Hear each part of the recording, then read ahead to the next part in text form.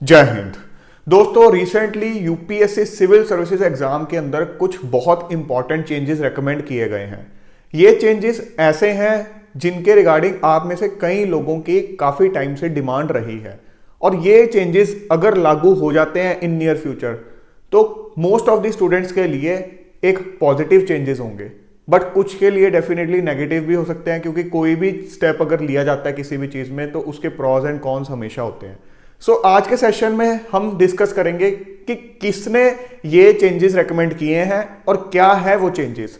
सबसे पहले हम ये देखते हैं कि चेंजेस रेकमेंड किए किसकी तरफ से गए हैं। यहां जो आप ये रिपोर्ट का कवर देख रहे हो, ये रिपोर्ट है 131st रिपोर्ट। किसकी? Department related parliamentary standing committee on personnel public grievances law and justice की, और ये रिपोर्ट राज्यसभा में पेश की गई है 3 अगस्त को, और उसके बाद लोकसभा में भी टेबल किया गया इस रिपोर्ट को। इस रिपोर्ट के अंदर ये चेंजेस रेकमेंड किए गए हैं। बहुत इंपॉर्टेंट चेंजेस हैं और बहुत इंपॉर्टेंट फैक्ट्स इसके अंदर मेंशन्ड है। सबसे पहला फैक्ट एक बार देखते हैं कि क्या है। ये जो यहां पर आप ये डाटा देख रहे हो, ये यूपीएससी की तरफ से इस पार्लियामेंट्री स्टैंडिंग कमेटी को सबमिट किया गया डाटा है। इसमें क्या लिखा हुआ है? ईयर 2011 से लेके 21 तक कितने कैंडिडेट्स सिलेक्ट किए गए सिविल सर्विसेज एग्जाम के थ्रू, उनमें से जो इंजीनियरिंग बैकग्राउंड के कैंडिडेट्स थे वो कितने परसेंट थे out of finally selected candidates, medical background के कितने थे, ह्यूमैनिटीज बैकग्राउंड के कितने थे और अदर्स बैकग्राउंड के कितने थे।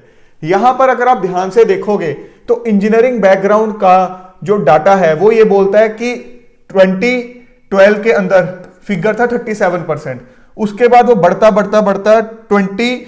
2020 तक 65% हो गया। मेडिकल का देखें तो वो घटता 4% पे आ गया, 14% से 4% पे। और ह्यूमैनिटीज का अगर हम देखें तो 40% से घटता वो 23% पे आ गया। अब इस चीज को कमिटी ने बहुत ध्यान से ऑब्जर्व किया और इसके रिगार्डिंग एक इंपॉर्टेंट इशू रेज किया है। कमिटी ने क्या रिकमेंडेशन दी है उसको एक बार देख लो। यहां पर लिखा हुआ है above 70% of the recruits in the civil services by UPSC nowadays are from technical streams, कि एवरी ईयर जो है हंड्रेड्स ऑफ टेक्नोक्रेट्स जो है वो हम लूज कर रहे हैं, who are likely to work in other specific areas which is also a requirement for the nation. कि ये टेक्नोक्रेट्स अदरवाइज इंजीनियर्स बनते, डॉक्टर्स बनते, बट ये सिविल सर्विसेज की तरफ ज्यादा इनका रुझान हो रहा है, जिसकी वजह से हम ये जो टैलेंट है वो कहीं ना कहीं मिस कर रहे हैं, और हमारे देश के लिए अच्छे इंजीनियर्स और डॉक्टर्स भी इक्वली इंपॉर्टेंट है। कमिटी ने अपना ओपिनियन दिया है कि it is high time to have a rethink about the whole process of recruitment for civil services. मतलब कमिटी की तरफ से ये कहा गया है कि पूरा प्रोसेस एक बार दोबारा रिवाइव होना चाहिए, कीपिंग इन माइंड कि हम जो इंजीनियर्स और जो डॉक्टर्स हैं जो लूज कर रहे हैं सिविल सर्विसेज एग्जाम की वजह से, वो अननेसेसरी लूज ना करें। ऑब्वियसली ऐसा नहीं हो सकता कि एक रिस्ट्रिक्शन लगा दी जाएगी कि हाँ डॉक्टर्स इंजीनियर्स इसमें अपीयर नहीं हो सकते, बट यस कुछ हो सकता है इन फ्यूचर फिल्टर्स लगा दिए जाएं, कुछ कंडीशंस लगा दी जाएं, बट ये एक रिकमेंडेशन ही है। इसके ऊपर कुछ अमल किया जाता है या नहीं ये देखने वाली बात होगी। उसके बाद अगला इंपॉर्टेंट पॉइंट क्या है, यहां पर एक और अच्छी चीज कमिटी ने ऑब्जर्व करके रेज की है कि हर साल nearly 1000 candidates UPSC civil services exam के थ्रू सिलेक्ट होते हैं। अब वो अप्रोक्सीमेटली 19 डिफरेंट सर्विसेज के लिए सिलेक्ट किए जाते हैं। अब जो 19 डिफरेंट सर्विसेज हैं उन सबका जो आप कह सकते हो वर्किंग है और सब उनका सिनेरियो है, किस फील्ड में वो काम कर रहे हैं, किस तरह की एक्सपर्टीज चाहिए, वो टोटली डिफरेंट है। तो एक बच्चा जब सिविल सर्विसेज की तैयारी कर रहा है वो क्या सोच के करता है? आईएएस, आईपीएस या आईएफएस। अब जब वो अपना मनचाहा रैंक नहीं ला पाता तो ऐसे केस में वो किसी ऐसी सर्विस में लैंड कर जाता है जिसके बारे में उसको पता भी नहीं होता। ऑब्वियसली एक फैक्ट ये भी है कि जो बच्चे आईएएस, आईपीएस, आईएफएस सोच के भी तैयारी करते हैं उनमें से मोस्टली को एक्चुअली पता भी नहीं होता कि एक आईएएस, आईपीएस, आईएफएस का भी एक्चुअल वर्क है क्या। बट एनी हाउ थोड़ा तो आइडिया होता है, बट बाकी सर्विसेज का कुछ आइडिया भी नहीं होता, तो वो वहां पर लैंड कर जाता है। ऐसे केस के अंदर हो सकता है जो कैंडिडेट किसी सर्विस में लैंड किया है वो सर्विस उसके लिए सूटेबल ही ना हो। बट इसका जो आंसर यूपीएससी ने कमिटी को रिप्लाई में दिया है वो आंसर मुझे तो टोटली एक आप कह सकते हो इररेलेवेंट सा लगा है, क्योंकि यूपीएससी ने रिप्लाई कमेटी को यह दिया है कि हम as per civil services examination rules interview या पर्सनालिटी टेस्ट कंडक्ट करते हैं, जो कि एक कैंडिडेट के अलग अलग जो ट्रेड्स हैं, like mental alertness, critical power of assimilation, clear and logical exposition, balance of judgements, variety and depth of interest, ability for social cohesion and leadership, intellectual and moral integrity, ये सब assess करते हैं। But ये चीज इसमें कहां clear हुई कि भाई जो अलग अलग सर्विसेज हैं, जो उनके लिए अलग अलग टाइप की एक्सपर्टीज चाहिए, कि आप ये इंश्योर कर पाओगे कि एक कैंडिडेट जो सिलेक्ट किया जा रहा है एक पर्टिकुलर सर्विस के लिए, उसके अंदर उसके रिगार्डिंग कैपेबिलिटी है, उसका वो इंटरेस्ट है। सो इस रिप्लाई से वो चीज तो कहीं भी निकल के नहीं आई। बट यस, ये एक कंसर्न का पार्ट है। बहुत से कैंडिडेट सिलेक्शन के बावजूद ऐसी सर्विस में लैंड कर जाते हैं जिसमें उनका कल इंटरेस्ट भी नहीं होता, बस एक टाइम काटने वाली बात हो जाती है। और इसलिए मैं बोलता हूं कि जब सर्विस प्रेफरेंस अपना भरो तो बहुत सोच समझ के भरो, सो दैट अगर आपका सिलेक्शन होता है तो एटलीस्ट आप फाइनली उस सर्विस में लैंड करो जो कि अगर पूरी तरह नहीं तो कुछ हद तक आपके इंटरेस्ट या टेम्परामेंट को सूट करती हो। अगले एक इंपॉर्टेंट पॉइंट की तरफ चलते हैं। जो पूरा एग्जामिनेशन प्रोसेस है उसको कंडक्ट करने में 6 महीने से 1 साल के बीच लगता है। वैसे हमें पता है 1 साल ही लगता है, 6 महीने नहीं, 1 साल ही लगता है। तो कमिटी ने कहा है कि ये कहीं ना कहीं लॉट ऑफ एक्सपेंसेस में रिजल्ट करता है फॉर दी कैंडिडेट्स की, उनके लिए काफी ज्यादा खर्चे वाली चीज हो जाती है। Also it contributes to the erosion of human capital. तो कमिटी ये जानना चाहती है कि भाई यूपीएससी कोई ऐसा चेंज करने की सोच रहा है पैटर्न के अंदर जिससे कि जो लेंथ ऑफ एग्जामिनेशन साइकिल है वो रिड्यूस हो सके।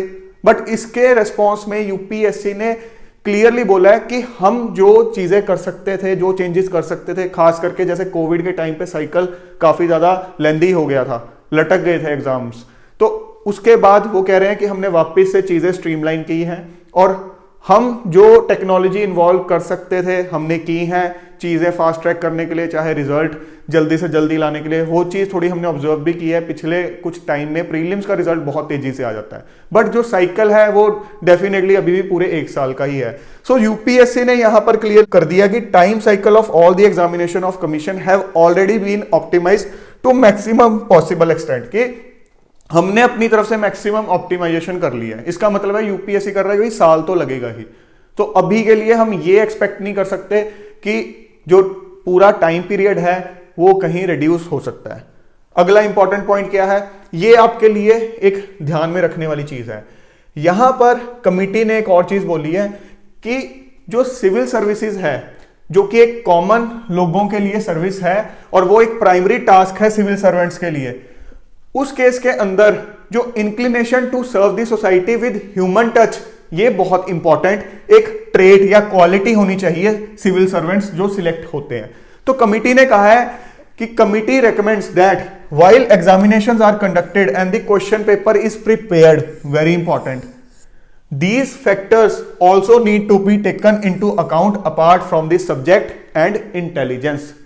तो आपको ध्यान रखना है कि कल यूपीएससी थोड़ा सा इस पॉइंट को ध्यान में रखते हुए कुछ एक क्वेश्चंस इससे इंक्लाइंड डाल सकता है। कोई गारंटी नहीं है क्योंकि ये रिकमेंडेशन जो है ये बाइंडिंग नहीं है, बट अगर उन्होंने रेज किया है तो यूपीएससी इससे इंक्लाइंड क्वेश्चंस डाल सकता है। बट यहां पर जो कमिटी का एक पॉइंट है, committee is of the view that these factors probably could help in moulding the prospective या selected candidate to work for betterment of the society. ये चीज मुझे नहीं लगता, क्योंकि एक इंसान के अंदर जो क्वालिटीज हैं वो उसके बचपन के संस्कार से आती है। एग्जामिनेशन के प्रोसेस के अंदर जो वो प्रेपरेशन कर रहा है उसमें वो कुछ क्वेश्चंस के रट्टे मार लेगा, वहां से उसकी सोच नहीं बदलने वाली। हमें भी पता है कि जितना मर्जी एथिक्स के लिए कोई प्रिपेयर करे, फिर भी कुछ सिविल सर्वेंट्स ऐसे निकलते हैं जो बाद में जाके करप्शन करते हैं, और उनमें से कई टॉप रैंकर्स भी होते हैं। हमने एग्जांपल्स देख रखी हैं। तो उन्होंने एथिक्स के पेपर में अच्छी खासी तैयारी की थी, बड़े तगड़े तगड़े आंसर्स लिखे थे, बड़ी बड़ी बातें की थी, बट तब कहाँ चले गए वो एथिक्स। तो डेफिनेटली इसका कोई उनके क्वालिटी पे या माइंडसेट पे फर्क नहीं पड़ने वाला। उन्होंने जैसा आप एग्जाम दोगे वैसे अपना मोल्ड करके आंसर लिख देना है। बट हमें इसलिए इंपॉर्टेंट है कि क्वेश्चन अगर इस तरह के आते हैं तो we should be prepared for that.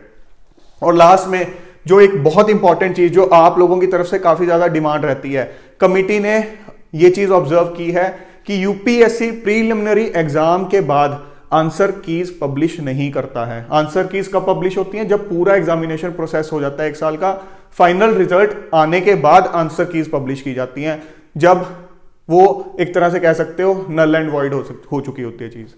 तो कमिटी ने कहा है यूपीएससी को कि आप ये चीज ट्राई करो कि प्रीलिमिनरी एग्जाम के बाद रिजल्ट से पहले, प्रीलिमिनरी के रिजल्ट से पहले आंसर कीज पब्लिश होनी चाहिए। उसके बाद आपको कोई भी, किसी को उसमें कोई डाउट है, कोई ऑब्जर्वेशन है, वो इनवाइट करनी चाहिए। रिप्रेजेंटेशन स्टूडेंट्स या कैंडिडेट्स अपनी भेज सकें कि हम इस वाली ऑप्शन से सेटिस्फाइड नहीं है, इस वजह से नहीं है, सो दैट कल कोई भी डाउट ना रहे किसी स्टूडेंट को, और जो भी रिप्रेजेंटेशन आए उसको एक कमिटी अच्छे से पूरा स्क्रूटनाइज करके उसको एड्रेस करे, कोई चेंजेस रिक्वायर्ड हैं वो करे, और उसके बाद उन चेंजेस को इनकॉर्पोरेट करके प्रीलिमिनरी का रिजल्ट डिक्लेयर किया जाए, जो कि एक बहुत अच्छा स्टेप है अगर हो जाए। बट यूपीएससी रिलक्टेंट है अभी तक इस चीज को लेके। वी कैन बी होपफुल कि अगर ये मुद्दा अब कमिटी की तरफ से रेज किया गया है तो यूपीएससी इसमें कोई अच्छा कदम उठाए। सो दोस्तों, ये कुछ बहुत इंपॉर्टेंट रिकमेंडेशंस थी इस रिपोर्ट के अंदर, जो कि as a civil services aspirant आपके लिए जानना बहुत जरूरी है। ये चीजें बाइंडिंग नहीं है, बट ये इंपॉर्टेंट पॉइंट्स हैं जो सबके सब रेज किए गए हैं, और इनमें से बहुत से पॉइंट्स आप ऑलरेडी कई बार रेज करते हो और फील भी करते हो। तो हम एक ही आस रख सकते हैं कि इन फ्यूचर इनमें से ज्यादातर पॉइंट्स पे कुछ अच्छे स्टेप्स लिए जा सके। और मैंने रिसेंटली एक सेशन भी बनाया था जिसमें मैंने एक और सर्विस एलोकेशन को लेके एक पॉइंट हाईलाइट किया था। हम उम्मीद कर सकते हैं इन फ्यूचर कमिटी उस पॉइंट को भी ध्यान में लाए, उस पॉइंट को भी रेज करे। तो दोस्तों, जल्द मिलेंगे एक और नए और इंपॉर्टेंट सेशन के साथ। Till then keep grinding yourself and stay fit and healthy. जय हिंद।